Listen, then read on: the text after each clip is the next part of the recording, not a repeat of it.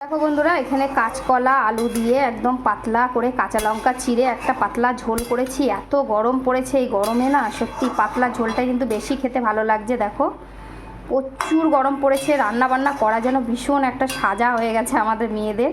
তো কি করব, রান্না তো করতেই হবে। এইদিকে দেখো কলার ঝোলটা হয়ে গেছে, দারুণ টেস্টি হয় কিন্তু এইভাবে মাছ দিয়ে কাঁচা কলা দিয়ে ঝোল করলে। আর এখানে আছে দেখো, এই দেখো আমার ছেলে আবার কাঁচকলার ঝোল খায় না, ওর জন্য মাছ ভাজা পেঁয়াজ ভাজা। আর এখানে আছে তোমার কালকের একটু থোর পটল ভাজা, একটু পেঁয়াজ উচ্ছে ভাজা আছে। এখানে আছে গরম ধোঁয়া ওঠা ভাত। আর এদিকে আছে দেখো কমলি শাক ভাজা পেঁয়াজ দিয়ে শুকনো লঙ্কা দিয়ে।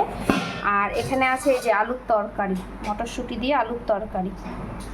এই হচ্ছে আজকের দুপুরে রান্নাবান্না। আর এদিকেই পাতলা কাঁচকলার ঝোল। তো চলো সবাই ভালো থেকো, সুস্থ থেকো। প্রচুর গরম পড়েছে, কথা বলাটাও যেন খুব কষ্ট হয়ে যাচ্ছে। চলো টাটা।